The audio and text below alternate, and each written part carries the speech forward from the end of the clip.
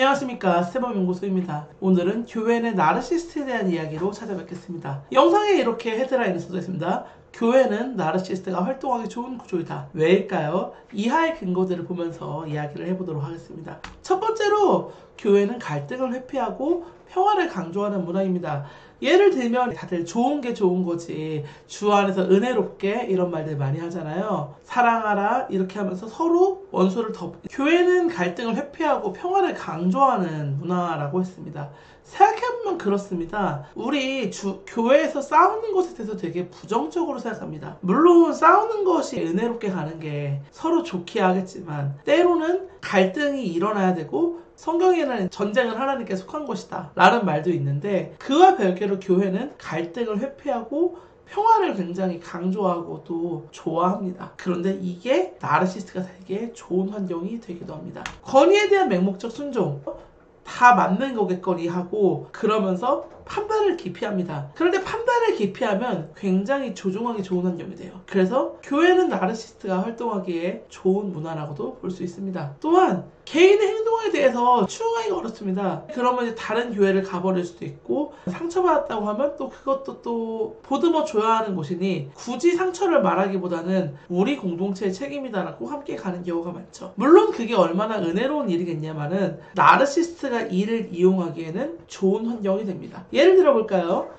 교회 봉사를 함께하는 A집사님이 있습니다. 그분은 항상 본인의 방식이 정답이라고 하고 다른 사람들의 의견을 들으려고 하지 않습니다. 일이 잘 되면 자신의 공으로 만들고, 일이 틀어지면 조용히 빠집니다. 그런데 이상하게 그분을 감싸주는 사람이 꼭 있습니다. 그분을 나쁘게 말하려던 건 아닐 거다, 원래 말투가 그런 거지, 마음은 그렇지 않다라는 말을 함께 하시는 분들이 있습니다. 이게 다음 내용과 이어지는데, 원래 나르시스트는 혼자 존재하지 않습니다. 이것은 교회에서도 마찬가지인데, 교회의 나르시스트의 조력자들은 어떤 자들이냐? 이들은 교회에서 흔하게 볼 수 있는 사람입니다. 헌신적이고 희생적이며 늘 타인을 섬기고 갈등을 중재하고자 애쓰고 형제를 사랑하라, 원수를 사랑하라는 말씀에 가장 크게 아멘 하시는 분들입니다. 좋으신 분들이잖아요. 그런데 이분들의 선한 의도가 나르시스트의 행동을 정당하고 지속시키는데 이용하곤 합니다. 왜냐하면 피해자들은 점점 침묵하게 되고, 그리고 공동체에서 고립되게 됩니다. 교회는 왜 이렇게 나르시스트가 활동하기 좋은 구조일까요? 이유는 간단합니다. 교회는 갈등을 만드는 것을 꺼리고 공동체의 평화가 깨지는 것을 두려워하는 집단이기 때문입니다. 그런데 나르시스트는 이 구조를 잘 알고 그리고 잘 이용하고자 합니다. 그래서 누군가가 항의하려고 하면 세상에서는 법이라든가 제도가 있는데 교회에서는 주변이 먼저 말립니다.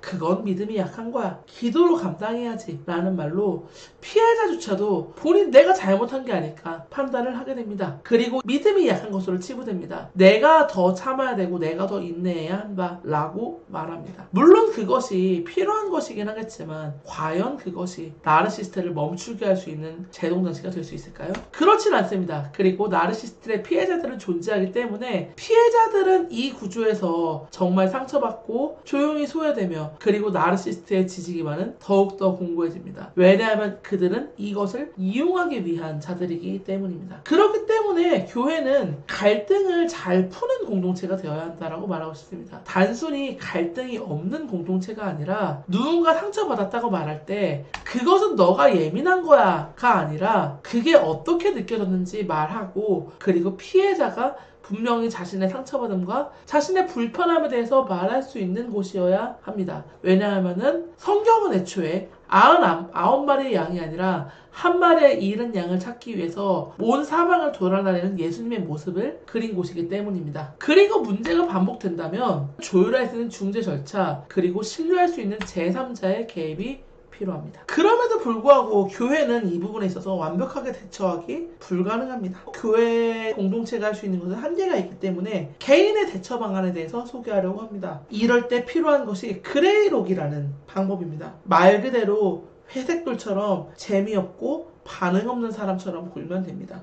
나르시스트는 타인의 감정 반응에 미치도록 중독되는 사람이거든요. 내가 화내고 해명하고 슬퍼하면 그것을 의식하던 의식하지 못하던 그것이 본인에게 기쁨이 되고, 그리고 그것이 타인과 그리고 당사자의 감정을 조종하는 좋은 재료가 됩니다. 그런데 반응이 없어지면 재미없고 조종할 맛이 나지 않기 때문에 다른 사람에게로 가게 됩니다. 예를 들어 어떤 교회 주체가 당신의 일에 늘 간섭하고 비난하고 책임을 안 지려 한다면 굳이 그거에 대해서 반응해야 할 이유가 없습니다.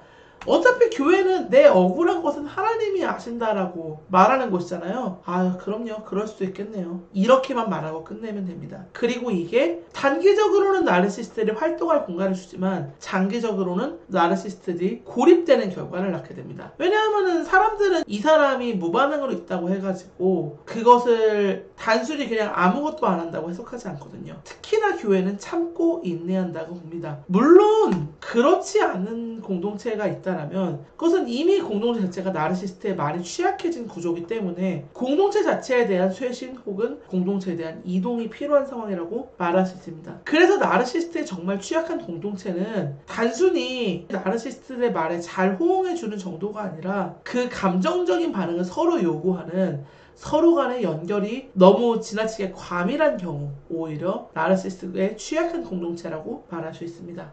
그래서 건강한 교회는 어떤 모습이 되어야 하냐? 첫 번째로 견제와 투명성이 살아있는 구조입니다. 뒤에서 다음 영상에서 말씀드리겠지만 성격장애는 장기간의 형성 과정을 거쳐서 성격장애는 그 기간 동안 나르시스트는 안전한 견제 그리고 투명성, 내가 있는 대로 드러내려 된다는 용기를 한 번도 받지 못한 자들이라고도 말할 수 있습니다. 그렇기 때문에 교회는 가벼운 견제를 해야 합니다.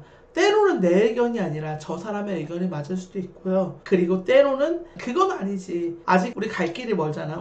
우리가 해야 할 것들이 분명히 있다. 시선이 중요한 것이 아니라 이런 서로 간의 견제 그리고 성화를 위한 노력 그리고 서로의 죄들을 드러낼 수 있는 투명성이 살아있는 구조 그리고 그것들을 공동체가 견딜 수 있는 공동체의 단단함을 지향해야 합니다. 그리고 교회 내에는 다양한 목소리가 있을 수 있습니다. 미셸 푸코는 광기의 역사라는 책에서 종종 이렇게 말합니다. 광의는 종종 진실을 말한다. 왜냐하면 광의는 사회가 숨기려는 것을 말해버리기 때문이다 라고 합니다. 교회 내 다양한 목소리 중에서 내가 듣기 싫은 목소리도 있고 저 목소리는 도저히 은혜가 되지 않는데 왜 발화가 되는지 모르는 경우도 있습니다. 그런데 때로는 종종 그 목소리들이 공동체의 폐부를, 공동체의 아픔을 가장 직시하는 그런 목소리이기도 합니다. 그렇기 때문에 다양한 목소리를 서로 존중하는 것은 공동체의 질서 유지에 필요합니다. 때로는 누군가 불편해하고 누군가 시험 들었다는 그 말이 나르시스트에 대한 본능적인 저항일 수도 있기 마련입니다. 그렇게 다양한 목소리들을 숨쉬고 서로의 의견들이 건강하고 안전한 견제를 받을 때 나르시스트들은 굉장히 활동하기 불편합니다. 왜냐하면 나르시스트들은 자신의 모습을 극도로 드러내기 꺼려해서 화려한 가면 아래 숨고 타인을 조종해서라도 자기 자신을 감추고자 하는 자들이거든요. 그렇기 때문에 나르시스트들이 활동하기 불편한 공동체가 됐을 때 때로는 그 공동체가 우리가 보기에는 아름답지 않더라도 하나님 보시기에 아름다운 은혜를 갈취하는 자들이 없는 그런 교회가 될 수 있기 때문입니다. 이 나르시스트에 대한 이야기는 할 수 있는 얘기가 되게 많고 아직 한 4편, 5편 정도를 만들 수 있을 거라고 생각을 하는데 다음 주제는 나르시스트라는 개념의 오남용을 경계하자입니다. 나르시스트는 사회에서도 교회에서도 상당히 많이 오용되는 개념입니다. 특히나 교회에서 나르시스트라고 들고 오는 케이스 중에서 나르시스트가 아닌 경우가 너무 많습니다. 그거에 대해서 다음에 이야기를 해보려고 합니다. 도움이 되셨다면 스텝업 연구소 유튜브 좋아요, 구독, 댓글 부탁드리겠습니다. 이상 스텝업 연구소였습니다. 감사합니다.